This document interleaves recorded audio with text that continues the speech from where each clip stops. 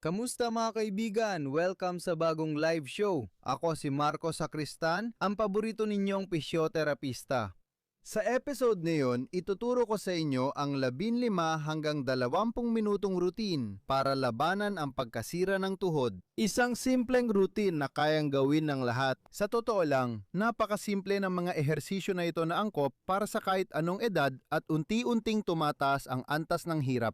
Alam naman natin na ang pagkasira o tinatawag ding arthrosis ng tuhod ay isang pagtanda, isang natural na pagkasira ng mga ibabaw ng kasukasuan at mga bahagi ng kasukasuan ng tuhod na lumalabas habang tayo ay tumatanda. Tulad ng paglitaw ng uban o kulubot, senyales ito ng pagtanda ng kasukasuan na may kinalaman sa edad. Tulad ng may mga tao na mas maagang nagkakauban o tumatanda ang itsura, ganoon din sa arthrosis. Arthrosis ng tuhod o pagkasira ng tuhod. May mga tao na mas maagang magkakaroon ng ganitong degenerasyon at ito ay pangunahing nakadepende sa mga namamanang salik, mga genetic na salik na konektado sa inyong pamilya. Hindi ko na pahabain, sisimulan agad ang mga ehersisyo. Babanggitin ko lang kung para kanino ang rutinang ito. Para ito sa may palatandaan ng osteoarthritis sa tuhod, pagkasira ng kasukasuan, lalo na ng kartilago, na pinakaapektado sa osteoarthritis ng tuhod.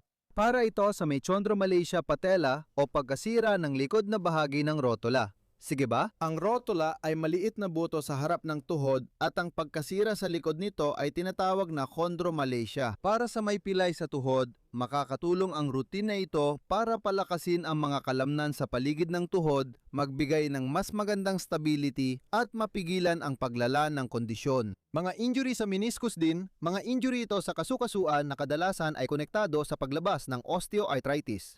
Sa mga operasyon gaya ng pagpapalit o paglalagay ng prosthesis sa tuhod. Makakatulong ang mga ehersisong ito bago at pagkatapos ng operasyon para mabilis mabawi ang lakas ng kalamnan na nawawala matapos ang operasyon. Para sa may hindi matukoy na pananakit ng tuhod, palagi nakakatulong sa sintomas ang pagpapalakas ng quadriceps. At panghuli, bilang pang-iwas, kung ikaw ay bata pa at may mga palatandaan ng osteoarthritis sa iyong mga tuhod, ang pagsisimula ng ehersisyo ay makakatulong sa iyo na mapanatili ang mga ito ng mas matagal at maiwasan na mabilis lumala ang osteoarthritis. Isang mahalagang detalye, ang osteoarthritis ng tuhod o pagkasira ng tuhod ay isang chronic na sakit. Ibig sabihin, hindi ito kayang baliktarin. Hindi natin kayang ibalik sa dati ang ating tuhod, katulad ng hindi natin kayang bumata at bawasan ang ating edad. Ayos ba? Isang mahalagang bagay sa pamamagitan ng rutina ito ay natutulungan nating mapanatili ito sa kontrol at maibsan ang mga sintomas. Kaya lilipat na tayo dito sa tabi at sisimulan na natin ang mga ehersisyo. Para maisagawa ang rutina ito, kakailanganin ninyo ng ilang bagay. Pero wala namang kakaiba. Makikita ninyo lahat ng ito sa inyong bahay nang walang problema. Mayroon akong katamtamang laking tuwalya para sa mga unang ehersisyo at ilang unan na magkakaiba ang laki.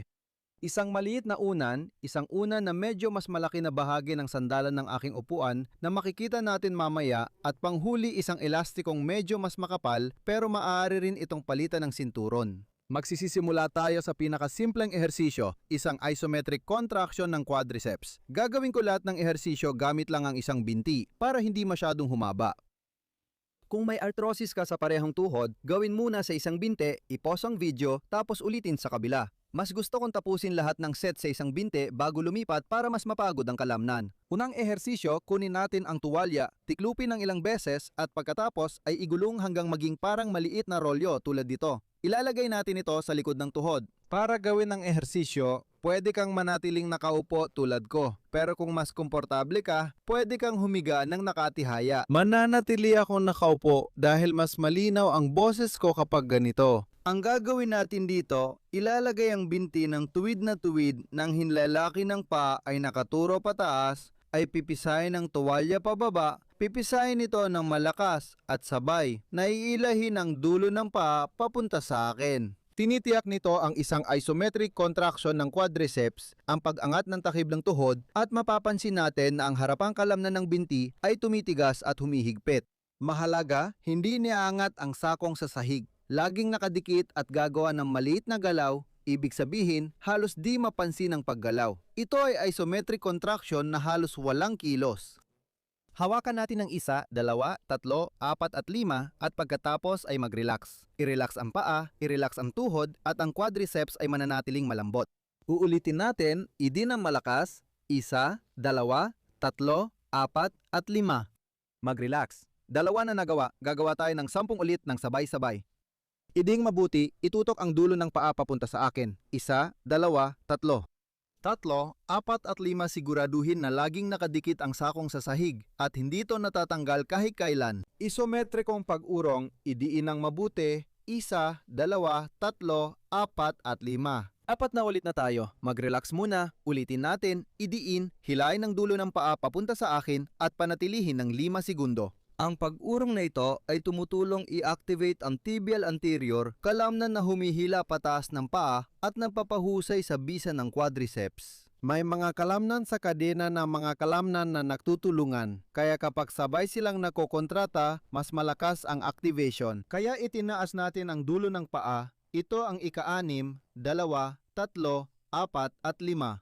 Mag-relax, punta tayo sa 7. Ika-7, diin ng malakas. 2, 3, 4, 5. Mag-relax. 3 ulitin natin.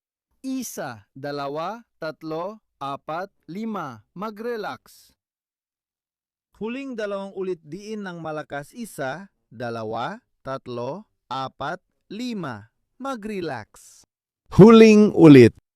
Diin 1, 2, paa papunta sa akin. 3, 4 at 5, perpekto. Kung gusto mong gawing mas mahirap ang hersisyong ito, pwedeng tiklupin pa ang unan para mas kumapal sa ilalim ng tuhod at lumawak ang galaw. Gayunpaman, ang sakong ay laging dapat nakadikit sa sahig, walang palya.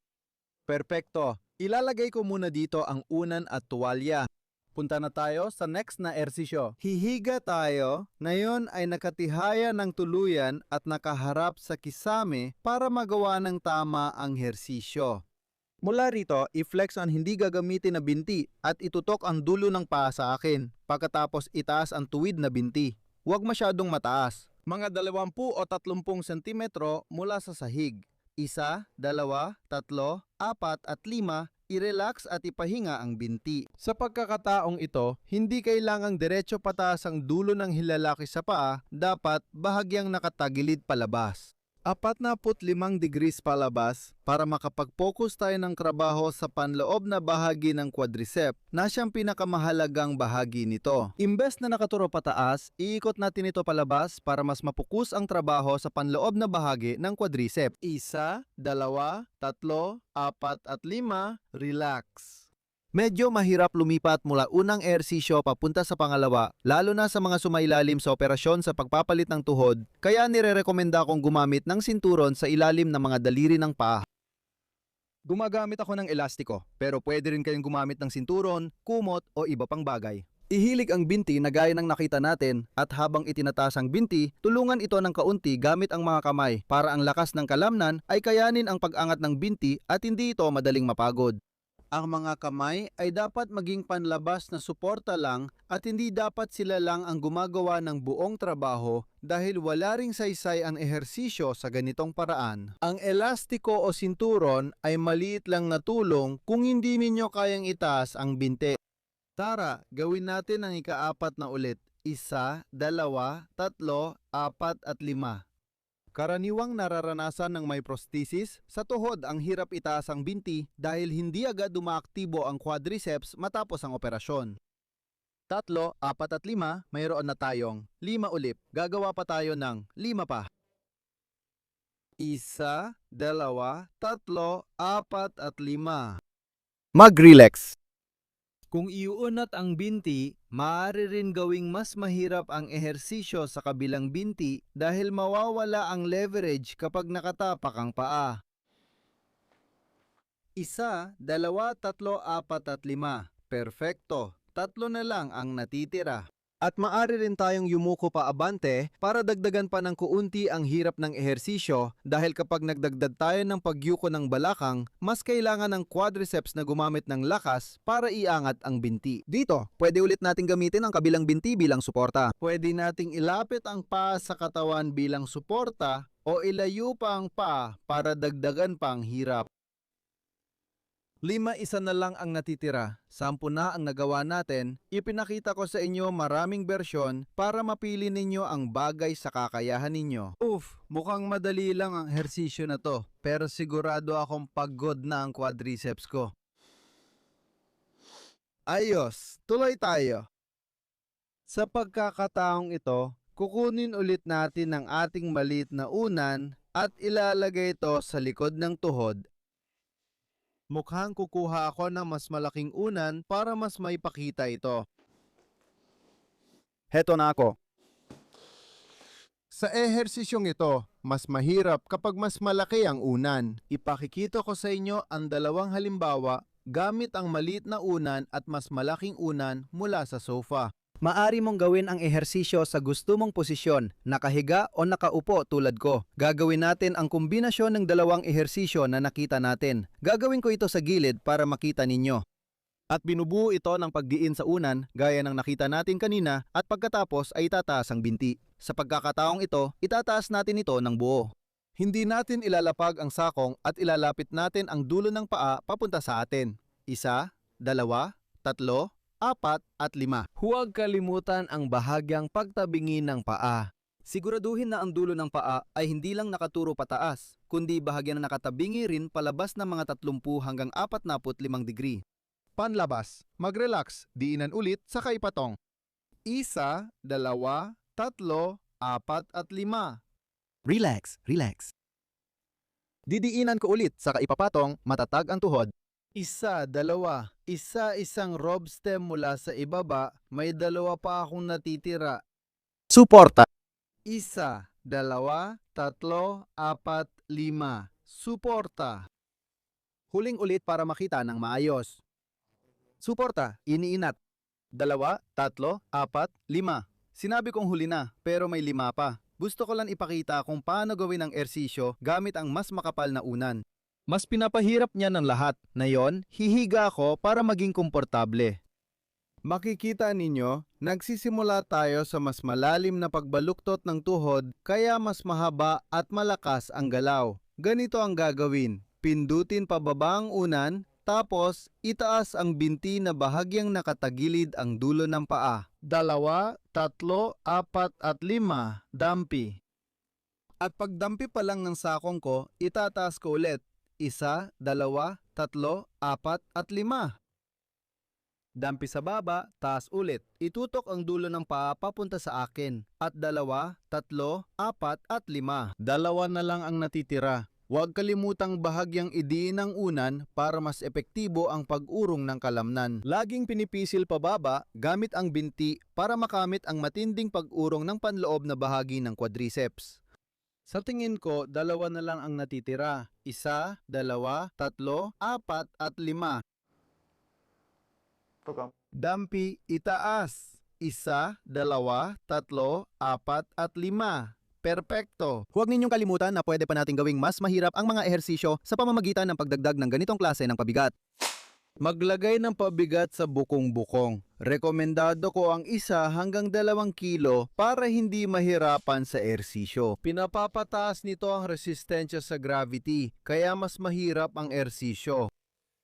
Inirerekomenda lang ito para sa mga may mas mataas na antas at mas malakas na quadriceps. Tulad ng nakikita ninyo, maraming paraan para pagsamahin ang mga bagay na ito, ang mga pagbabago, ang mga alternatibo para maangkop ang ehersisyo sa inyong kakayahan na siya namang layunin ng lahat ng ito. Sunod, lilipat tayo sa sofa. Tatanggalin ko muna itong mga ito. Palilipatin ko ang camera. Upo tayo sa gilid ng sofa para makagawa tayo ng ilang magagandang pag-unat ng tuhod na talagang makakatulong sa inyong tuhod.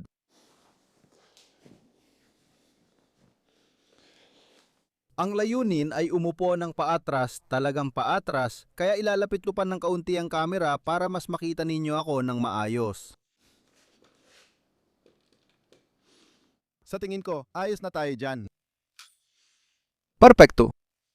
Umupo ka ng paatras, talagang paatras, sa paraang ang tiklop sa likod ng tuhod at likod ng iyong ibabang binti ay halos nakadikit sa sofa hanggat maaari ay sa pinakalikod. Mula rito, halos pareho ang kilos. Iuunat natin ang binti ng kayang layo tapos hiilahin ang dulo ng paa papunta sa akin. 1, 2, 3, 4 at 5. Mag-relax at bumalik sa panimulang posisyon. Tulad ng dati, dapat bahagyang nakatagilid palabas ang paa, hindi nakaturo pataas para mapunta ang trabaho sa panloob na bahagi ng quadriceps. At isang maliit na tip na gumagana rin sa akin ay bahagyang itaas ang puwitan para hindi sumayad sa sahig ang mga paa. Mas magiging epektibo ang pagtrabaho ng mga kalamnan. Matangkad ako at mahahaba ang binti, kaya medyo mahirap. Pero kung maglalagay kayo ng dalawang unan, mas komportable ang posisyon at mas magagawa ng maayos ang ersisyo. Lagi niyong subukang huwag masyadong ipatong ang paa sa sahig o kaya ay nakataas pa nga ito. 1, 2, 3, 4 at 5. Mag-relax. Ipatong ang iyong paa at magpatuloy tayo. 1, 2, 3, 4 at 5. Tatlo na ang nakat at nagagawa natin. 1, 2, 3, 4. 3, 4 at 5. 4. 1, 2, 3. 4 at 5. 5 ulit. May natitira pa tayong 5 ulit. 1, 2, 3. 4 at 5, 6. 1, 2, 3, 4 at 5. 7. Tatlo na lang ang natitira para matapos tayo at sinisiguro ko sa iyo na pagod na ang tuhod ko. 4 at 5. At napapansin ko na talaga na nagtatrabaho ang hita ko. 2 ulit na lang. 1, 2, 3, 4 at 5. Mag-relax. Huling ulit na. 1, 2, 3, 4 at 5. Perpekto. Ang ganda ng trabaho ng quadriceps. Kukuha lang ako ng kaunting gamit dito sa tabi. Isang upuan para ituro sa inyo ang susunod na galaw. Sandali lang. Isang. Kumuha tayo ng isang upuan, ilalagay natin ito malapit sa sofa at aalisin ang tapiserya. Sa totoo lang, paalala lang, sa ehersisyong ginagawa ninyo sa gilid ng sofa habang nakaupo, pwede rin kayong gumamit ng pabigat sa bukong-bukong para mas mahirap ang ehersisyo. Kahit na, para sa akin, medyo mahirap na talaga ang ehersisyong ito. Ilalayo ko pa ng kaunti ang camera para hindi maputol sa frame ang ulo ko at sisimulan na natin ang galaw ng squat. Kumusta dyan? Napuputol ba ako ng kaunti?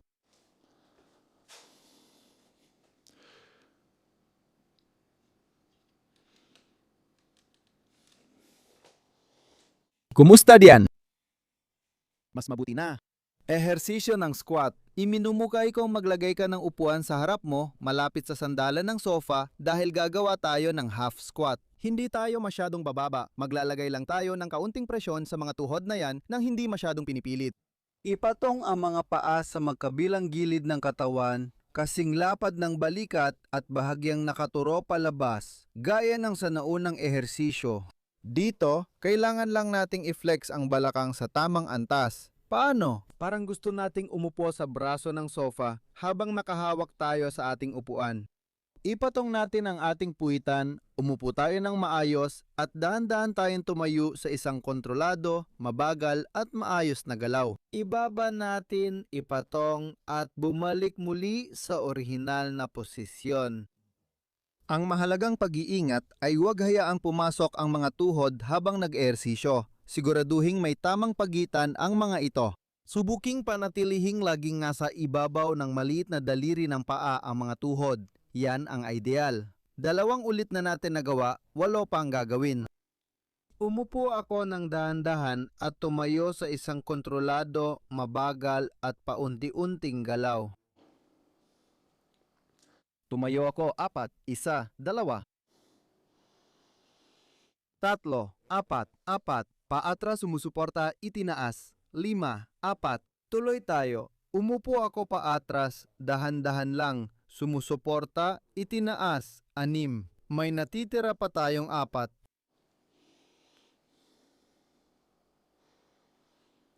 7. Umupo ako paatras. Aangat ako. 8.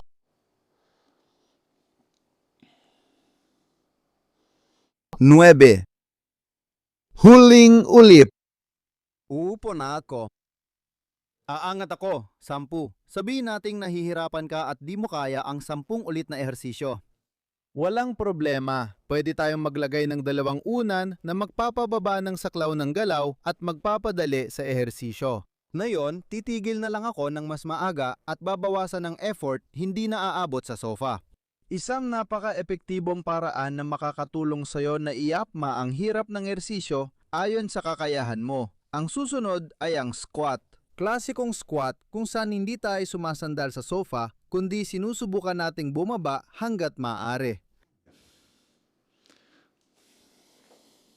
Para dito, gamit ang upuan, tandaan. Ang mga paa ay bahagyang magkahiwalay, kasing lapad ng balikat, bahagyang nakaturo palabas, at huwag hayaang pumasok ang mga tuhod sa loob. Kailangan nating yumuko ng tama sa balakang. Sumusuporta ako sa upuan, yumuyuko sa balakang at bumababa ng kaunti pang mas mababa sa braso ng sofa. Pagkatapos ay magpapatuloy pabalik sa panimulang posisyon. Sa isang buong squat, hindi ganun kahalaga kung sobrang baba o kulang. Mahalaga ay iakma mo sa iyong kakayahan. Kung hanggang kalahati ka lang bumaba at pagkatapos ay umaangat, ayos lang yon. Gawin mo ito ayon sa iyong kakayahan at lakas. Tara, pang-4 na tayo.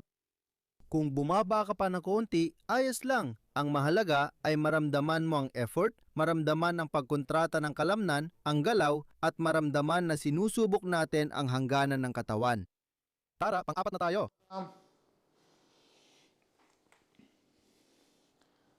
5. 6. 7. 8. Siyam, huling ulit. At 10, perpekto. Dito ulit, pwede nating baguhin ang hirap sa pamamagitan ng pagbaon ng mas malalim o hindi masyado at pagbuka ng mga binti ng mas malaki o mas maliit. Kapag mas bukas ang mga binti, mas maikli ang galaw ng kasukasuan at mas madali ang ehersisyo. Ang tanging kondisyon ay huwag hayaang pumasok ang mga tuhod papaloob para maiwasan nating masira ang ating mga menisko. May natitira pang isang huling ehersisyo. Sa tingin ko ay iiwan na muna natin ito. Kumpleto na ang routine, maikli at iyon ang mahalaga. Isang bagay na maghihikayat sa inyo na mas mapaganda pa ang kondisyon ng inyong mga tuhod at mapabuti ang lakas ng inyong mga quadriceps. Ipapakita natin sa screen at bibigyan ko kayo ng ilang mahahalagang gabay kung paano ninyo dapat iakma ang tinde ng routine na ito para makuha ang pinakamagandang resulta mula sa mga ehersisyo at kung paano ninyo ito iaangkop sa inyong sariling kondisyon.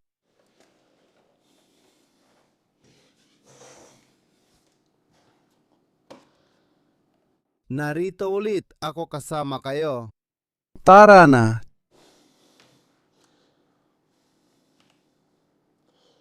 Tingnan natin. Gusto ko ring ipaliwanag at talakayin ng kaunti. Ang paggamot sa arthrosis ng tuhod ay may iba't ibang yugto. Ang mahalaga ay palaging magsimula sa ehersisyo para mapabuti ang kalidad ng kalamnan ng tuhod na ito, maiwasan ang paglala ng arthrosis at syempre, mapanatiling malusog ang mga tuhod hanggat maaari.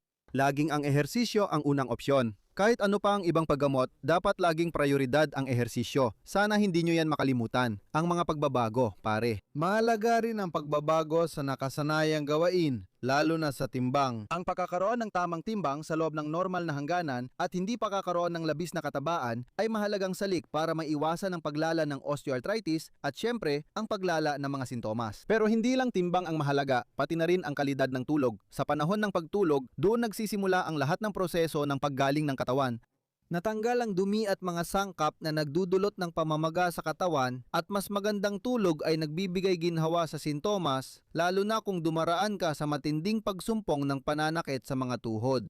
Panghuli, may iba pang medical na alternatibo gaya ng iniksyon ng hyaluronic acid kung saan nilalagay ang likido sa tuhod para mapabuti ang galaw ng kasukasuan na unti-unting nawawala sa paglipas ng taon. Ang kartilago ay unti-unting nasisira at ang likido sa kasukasuan ay nawawala ang kalidad habang tumatagal. Pati na rin ang hyaluronic acid ay nababawasan. Hindi nito napapalitan pero nagbibigay ng konting lagkit pansamantala. Ang ganitong uri ng iniksyon, muli, ay hindi panghabang buhay. Karaniwang tumatagal ng mga 3 hanggang 6 na buwan at maaring maging magandang solusyon kung ayaw ng pasyente na magpa-opera sa tuhod o kung gusto niyang magpalipas muna ng kaunting panahon bago sumailalim sa operasyon. Ang mga iniksyon ng PRP o plasma na mayaman sa platelet ay ginagawa sa pamamagitan ng pagkuha ng kaunting bahagi ng iyong dugo, inihiwalay ang plasma at muling ini-inject ito sa loob ng iyong tuhod. May ilang pag-aaral na nagpapakita na ang ganitong substansya ay tumutulong sa paggaling ng mga tissue at maaaring makabagal sa paglala ng osteoarthritis. Kadalasan, pribado ang ganitong paggamot at sariling gastos ito. Para sa akin, mas maliit ang epekto ng PRP sa osteoarthritis kaysa ehersisyo. Ang ehersisyo ang pangunahing paggamot habang ang PRP ay itinuturing na pantulong na therapy. Therapy tulad ng hyaluronic acid ay maaaring makatulong pabagalin ng osteoarthritis o mapaliban ng operasyon, lalo na kung malala na ito. May mga sitwasyon dito na hindi na maibabalik, tulad na nakikita mo, may ganap na pagkawala ng kartilago at pagbuo ng osteophytes, mga abnormalidad sa buto sa paligid ng kasukasuan. Umaabot sa puntong malala at masakit na ang osteoarthritis, kaya hirap nang igalaw ang tuhod at kailangang operahan. Sige, alam kong madalas kong sabihing iwasan ang operasyon, pero sa matinding osteoarthritis, ito talaga ang solusyon. Opsyon dahil, sa isang banda, kung patatagalin pa natin, kung masyadong ipagpapaliban, maaaring mas pumangit pa ang kalalabasan at kapag nagpa-opera tayo, sa 99.9% ng mga kaso, siguradong tagumpay ang resulta. Sa Espanya, may 150,000 mga prosthesis sa tuhod na ginagawa bawat taon, isa sa pinaka-advanced na operasyon, hindi lang sa bansa, kundi sa buong mundo. Madalas itong ginagawa at nakakatulong laban sa pagtanda, kaya maraming pag-aaral tungkol dito. Sa mga pinakamagagandang ospital at sa mga pinakamahusay na surgeon, ang ginagawa ay prosthesis na akma talaga sa pasyente. Pinutol lang ang pinakanasirang bahagi ng buto, konti lang para minimal lang maputol, tapos nilalagyan ng prosthesis.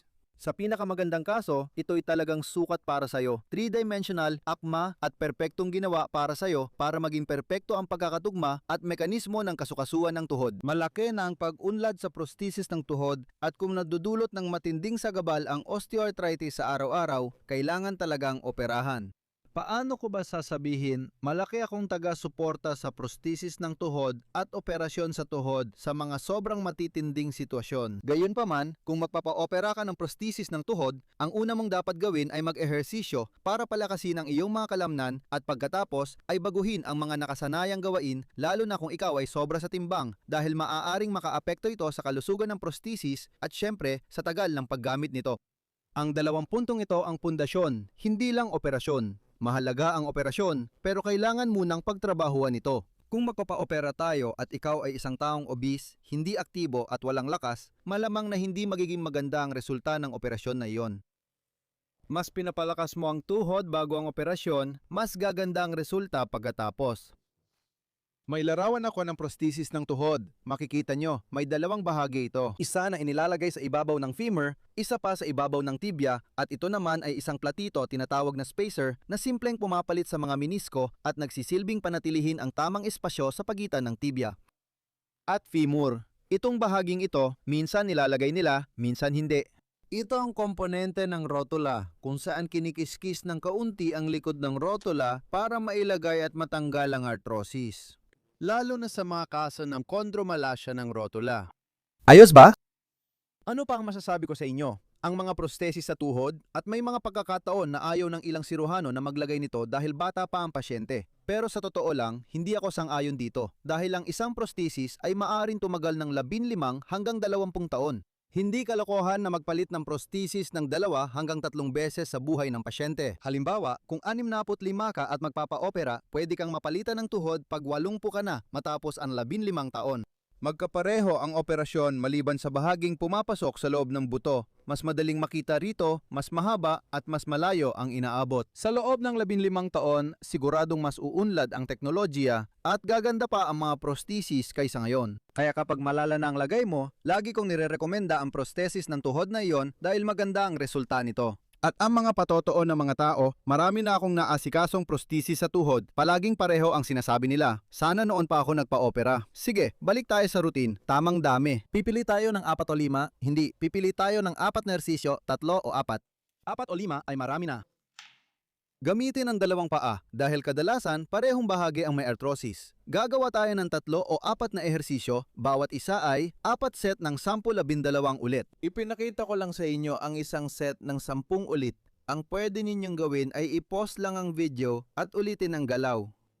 Gawin ang routine ito 3 beses kada linggo para sa consistent na resulta sa loob ng 3 hanggang 4 na linggo. At syempre, mag-iwan ng isang araw na pahinga dahil ang pahinga at hindi pagkilos ay mahalaga rin kapag tayo ay nag-ehersisyo. Panghuli, magdagdag ng konting cardiovascular na gawain tulad ng paglalakad ng 1 oras 3 beses sa isang linggo. Ito ay ideal na karagdagang therapy sa mga ehersisyo gaya ng alam nyo na. Kung may obesidad, unahin ang pagbabawas nito dahil mahalaga ito. At pati na rin ang pag-ehersisyo sa pool. Kung masyadong mahirap ang mga ehersisyong ito, ano ang pwede nating gawin? Anong mga alternatibo ang natitira sa atin? Pumunta sa isang pool at mag-ehersisyo. Itong video ay nirecord ko nung nakaraang taon at maganda talaga. Makikita dito ang mga ehersisyong pwedeng gawin sa pool. Pwede ring mag-download ng PDF ng lahat ng ehersisyo para hindi nadalin ang cellphone at maiwasang mabasa ito. Para may kopya kayo at masundan ang mga ehersisyo, magre-record ako ng maraming video sa pool pagkalipas ng 3 linggo na tiyak makakatulong sa inyo. Marami sa inyo ang humihiling nito at bagamat di ko pa nagagawa, pagbalik ko mula bakasyon, makakapagbigay na ako ng mas maraming content para sa inyo. Napakakapaki-pakinabang na opsyon ito para sa mga may sobrang timbang o yung mga may matinding sakit o hindi kayang gawin ang mga simpleng ehersisyong ito. Paano ko malalaman kung hindi komportable o seryoso na ang nararamdaman ko sa isang ehersisyo? Paano ko din masasabi kung maganda pa rin ang ehersisyo kahit may sakit akong nararamdaman? Gusto kong gamitin ang iskala ng sakit na ito kung saan nilalagay ang sakit mula 0 hanggang 10. Ang 0 ay walang sakit at ang 10 ay ang pinakamasakit na maiisip mo. Personal ang scale na ito para sa bawat isa. Magkakaiba tayo ng karanasan sa sakit. Importante, kung nakakaramdam ka ng discomfort sa ehersisyo, huwag agad matakot o tumigil. Ipagpatuloy lang kung ang sakit ay nasa 0 hanggang 4 dahil ito ay katanggap-tanggap. Kapag umabot sa 5, 6 o 7, tumataas na ang sakit. Ibig sabihin, sobrang ehersisyo. Magpahinga ka muna dahil baka makasama pa ito. Okay lang ang konting hindi komportable, pero huwag tiisin ang sakit. Kaya sa mga ganitong kaso, inirerekomenda ko na bawasan mo ang bilang ng mga set o bawasan ang bilang ng mga ulit o kaya naman ay tanggalin na lang ang ehersisyo. May ilang ehersisyo kang pwedeng subukan pero hindi rin maganda ang sobra o mag-ehersisyo habang may sakit. Kaya palagi kong ipinapaalala sa inyo na mag-iwan ng 1 araw na pahinga. Mag-iwan ng 1 araw na pahinga sa pagitan ng mga session. Parang pagbilad sa araw ang pag-ehersisyo. Kung sobra agad ang ehersisyo mula sa unang araw, hindi mo nabibigyan ng sapat na pahinga ang katawan. Ang mangyayari ay mairita ang balat, mairita ang tuhod, at lilitaw ang mga sintomas ng pananakit, parang pagbilad sa araw. Kung sobra agad ang bilad mo sa araw mula sa unang araw, mamumula ka. At kakailanganin mo ng paggamot laban sa pamamaga at ilang mga krema. Kaya lahat ay kailangang dahan-dahan at paunti-unti lang sa paglipas ng panahon para makagawa ang katawan natin ng tamang pag-aangkop at masanay sa stimulus. Nagtatapos tayo sa magandang kasabihang ito. Ang tanging pagkakaiba ng gamot at lason ay ito. Ang dosis. Makikita ninyo na mahalaga ang dosis tulad ng pagpili ng ehersisyo sa pagreseta. Nasa dulo na tayo mga kaibigan. 30 minuto na ng live. Nagpapasalamat ako sa inyong lahat sa pananatili dyan. At alam nyo na kung gusto nyong tumulong sa aking trabaho, maaari nyong gawin ito sa pamamagitan ng unang link sa description ng video o ang unang link sa nakapin na komento. Sa membership na may maliit na bayad, sinusuportahan nyo ako para makapagpatuloy akong gumawa ng mga video na pang-edukasyon na gaya nito. Maglalaan tayo ng 10 minuto para sa mga tanong. Kaya hinihikayat ko kayong isulat sa mga komento kung ano ang kailangan nyo. Titingnan ko na at may nakita na akong isang tanong. Magandang komento mula kay Aurin, maganda ang mga ehersisyo at malaking tulong sa bahay. Pinapapawa ko ito sa magulang ko at gusto nilang gawin kasama ka. Natutuwa ako riyan. Sa pagkakataong ito, ganito. Kung gusto niyo talagang gawin ang mga ehersisyo kasama ko, maaari kong imungkahi ito. Gawin niyo ang isang buong set, panoorin niyo ang video ng isang beses, gawin niyo ang isang buong set ng lahat ng ehersisyo at ulitin niyo ulit. Gawin niyo ito ng 3 o 4 na beses para makumpleto ang isang buong routine. Depende sa oras niyo para mas maging kumpleto ang ehersisyo. Kung gusto nyo, pwede nyong ulitin ng 2 beses sa bawat binte, pareho lang ang resulta. Tingnan natin ang tanong, mabuti ba ang pagbibisikleta para sa tuhod? Oo, ang pagbibisikleta ay mahusay na sport na nakakatulong palakasin ang tuhod, basta kaya mo at hindi sumasama ang mga sintomas. Ibig sabihin, tandaan natin dito, kung sa pagbibisikleta ay nakakaramdam ka lang ng bahagyang sakit mula 0 hanggang 4 o wala namang sakit, isa itong napakagandang aktibidad para palakasin ang mga tuhod. Lalo na, kailangan mong mag-ingat sa upuan ng bisikleta, siguraduhing maayos ang pagkakaladay nito para hindi magdulot ng anumang sintomas ang pagbaluktot ng tuhod mo. At oo, pwede mo itong gawin ng walang problema. Sa totoo lang, ang pagbibisikleta ay halos walang panganib. Isa lang kung matumba ka at bumagsak sa tuhod mo. Pero bihira naman mangyari yon. Clara, huwag kang mag-alala dahil sa dulo ng video ay i-upload ito, gaya ng dati, sa aking channel para madali niyong mapanood nang walang kahit anong problema. Nakakatawa ang tanong mo, Danet. Kung may tunog sa tuhod ko parang balat ng itlog, gagaling pa ba ako? Kailangan ninyong malaman na ang tunog ng paglangit-ngit o pagkaluskos ay hindi agad nangangahulugang may masama na. Ibig sabihin, sa loob ng kasukasuan, may mga likido, tinatawag itong likidong synovial, at ang likidong yon ay may mga bula. Kapag gumalaw tayo ng biglaan, pwedeng pumutok ang mga bulang yon. Nagkakaroon ng pagbabago ng presyon, parang kapag binuksan natin ang champagne at may tunog na clack. Wala nang iba. Sa matinding arthrosis, posible ito. Maaring sintomas ito ng pagkikiskisa ng kasukasuan, ng paggalaw sa loob ng mga litid, o maaari ring may problema sa menisko. Pero walang dapat ipag-alala. Ibig sabihin, ang pagkakaroon ng krepitasyon sa kasukasuan ay hindi dahilan para huminto kayo. Hindi ibig sabihin na kapag naririnig ninyo ang tunog na yon, ay napipinsala na ninyo ang inyong tuhod. Sa kabaligtaran, ang hindi paggalaw nito, ang hindi paggalaw dahil sa takot, ay mas masama kaysa sa paggalaw nito kahit may tunog na naririnig. Maraming pasyente ang umaabot sa ganitong konklusyon at iniisip nila na dahil may tunog ay masama ito, kaya pinipili nilang wag na lang gumawa ng kahit ano. Ang tawag dyan ay takot sa paggalaw. Ano yon? Ang pag-iwas sa paggalaw dahil sa maling paniniwala. Mali yon. Hindi ninyo masisira o mapapalala ang tuhod ninyo dahil lang sa mas maraming tunog na naririnig sa kasukasuan. Hindi ito lalala. Hindi lalala ang mga tunog na yan. Bahagi talaga yan ng tuhod ninyo, ng mga kasukasuan ninyo, at hindi ninyo kailangang mag-alala tungkol dito. Isa ito sa pinakakaraniwang tanong ukol sa tuhod. Minsan, hindi naman talaga sa kasukasuan mismo, kundi sa takip ng tuhod, okay? Pwede itong kumiskis ng kaunti sa isa sa mga gilid. Ito ang prosthesis. Pareho pa rin ang tuhod, kaya nagkakaroon ng tunog ng pagkaluskos. Pero hindi ito dapat ikabahala dahil hindi ito sintomas ng masama. Alam ko na marami ang nagtatanong dito at hindi ito dapat maging hadlang sa pag-ehersisyo. Hindi inirerekomenda na tumigil mag-ehersisyo dahil lang sa tunog sa tuhod. Narito ang komento ni Beatrice. Mahalaga ang pag-angkop ng routine sa kakayahan. Patuloy akong gumagawa kahit kunti, pero di ko kayang mag-squat dahil sa chondromalacia. Sige, ang chondromalacia ay talagang magandang aktibidad para, pasensya na, ang mga squat ay magandang aktibidad para sa chondromalacia basta't hindi tayo masyadong bumababa. Kung gagawin mo ito sa simula ng paggalaw ng kasukasuan tulad sa gilid ng sofa, mahusay itong paraan para palakasin ang quadriceps mo. Gayunpaman, kung mapapansin mong ang ehersisyong iyon, gaya ng sinabi ko kanina, ay nagdudulot sa iyo ng sakit na lampas sa antas na 4, itigil mo muna, ipahinga mo, bumaba ka ng mas kaunti, o bawasan ang bilang ng ulit para hindi masyadong sumakit ang tuhod mo. Kaya naman mukhang parang walang kwenta ang sukatang ito, pero napakahalaga nito para magabayan kayo sa inyong mga ehersisyo. Kung may kaunting kirot lang, ayos lang yon. Pwede nating subukan gawin ng ehersisyo at tingnan kung lalala ang kirot kinabukasan. Tingnan natin ang isa pang tanong dito. Isang tanong mula kay Belurdes. Belurdes, oo, sa pangkalahatan, ang PRP, ang plasma, ay mas bago lang lumabas at ang hyaluronic acid ay mas matagal na, mas luma na itong ginagamit. Belurdes, ilang taon na rin? Sa tingin ko, ang PRP ay wala pang 20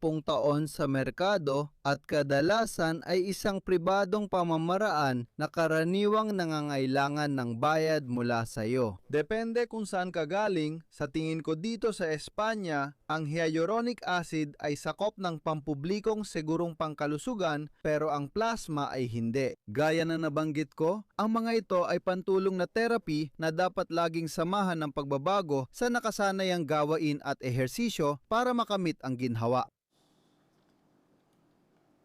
O Patricia, pwede mong gawin ang mga ehersisyong ito kung may problema ka sa anterior cruciate ligament o ibang ligament at arthrosis. Maikling buod ito ng mga kondisyon kung kailan pwedeng gawin ang rutang ito. Ang pagpapalakas ng iyong quadriceps ay palaging makakabuti para sa iyong tuhod at para mapabuti ang kalusugan nito.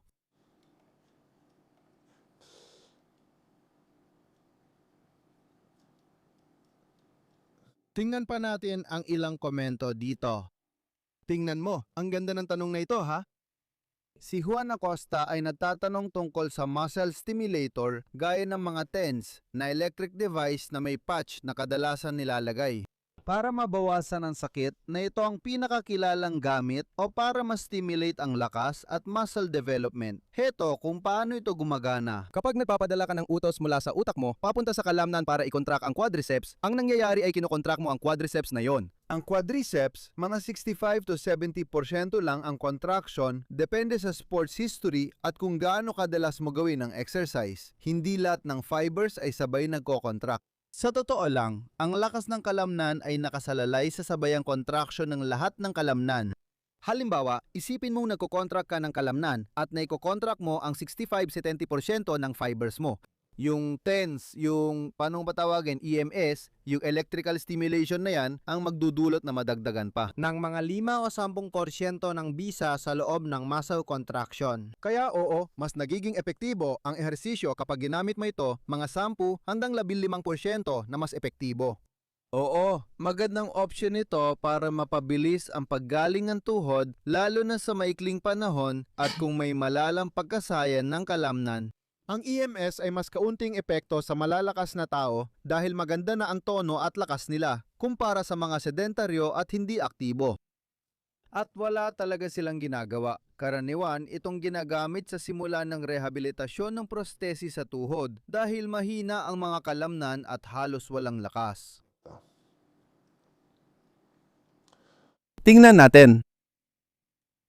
May tanong si Iris na interesante. Walang dapat magbawal ng kahit ano dahil lang sa isang patolohiya. Hindi ibig sabihin na ang pag-akyat ng hagdan ay malaki agad ang epekto sa tuhod mo. May iba pang mga bagay na mas malaki ang epekto tulad ng halimbawa ang pagiging sedentaryo at labis na katabaan na mas malaki ang epekto sa kalusugan ng iyong mga tuhod. Sa totoo lang, mas masama pa ang walang ginagawa kaysa sa may ginagawa pagdating sa pag-unlad ng arthrosis. Maling-mali ang ideyang ito kasi iniisip ng iba na parang kotse ang katawan ng tao, di ba? At kapag mas ginagamit mo ang mga tuhod mo, mas mabilis itong masisira. Pero hindi yon totoo. At ipapakita ko sa iyo ngayon gamit ang isang magandang graph. Paano naman ang hagdan? Siyempre, kung hindi ka sanay, umakyat ng hagdan at may nararamdaman kang sakit sa kalamnan o tuhod, pwedeng lumala ang mga sintomas kapag umaakyat ka. Pero kung magsisimula ka sa maliit na hagdan, halimbawa, at unti-unti kang mag-eensayo ng paunti-unti, walang magiging problema sa pag-akyat ng hagdan. Sa totoo lang, makakatulong pa ito ng malaki sa pagpapalakas ng tuhod mo at sa pagiging matatag nito. Tingnan mo, ipapakita ko sa iyo ang isang graph na inihanda ko para sa iyo, Iris, o para sa sinumang magtanong tungkol dito. Narito ang mga posibilidad ng paglitaw ng osteoarthritis sa tuhod o pagkasira ng kasukasuan. May 2 punto na mataas ang posibilidad ng paglitaw nito. Itong y-axis ay ang posisyon, posibilidad ng paglitaw ng osteoarthritis, mataas na posibilidad, mababang posibilidad. At ito naman ay ang dami ng aktibidad na ginagawa natin araw-araw. Maraming aktibidad, kaunting aktibidad, okay?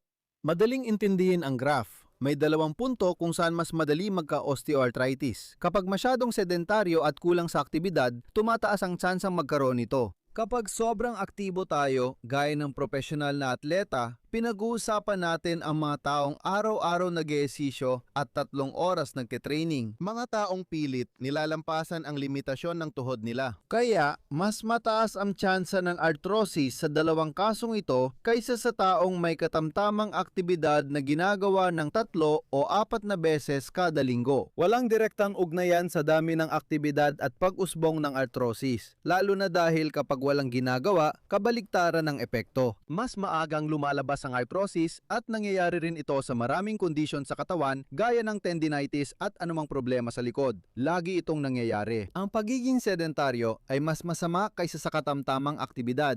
Kaya, pabalik sa tanong mo, sa tingin ko, hindi masyadong tama ang pagkakatanong na ito. Hindi ito bawal. Sa halip, dapat mong sanayin ang pag-akyat ng hagdan sa paraang akma sa kakayahan mo. Walang magiging problema dito. Laging mas mabuti ito kaysa manatili ka lang sa iyong sofa na naghihintay na kusang mawala ang mga sintomas. Tingnan natin, huling tanong na lang tapos na. Rosa, maganda bang opsyon ang hyaluronic acid? Oo naman, napakagandang opsyon ito. Pero kailangan nating samahan ang hyaluronic acid at ang aluronic ng iba pang mga paggamot na ito. Pangunahing kailangan ang ehersisyo at pagbabago ng nakasanayan, pati pagbuti ng tulog at pagbabawas ng timbang para makita ang epekto sa tuhod. Sa pamamagitan ng hyaluronic acid, maari magkaroon ng kaunting pagbuti sa mga sintomas, pero hindi ito magtatagal ng pangmatagalan. Isa na lang pong tanong, mga Ginoo. Huling tanong na lang. Napag-usapan na natin ang mga interesting na paksa. Narito tayo sa isang interesanteng komento na may kaugnayan sa graph na ipinakita ko.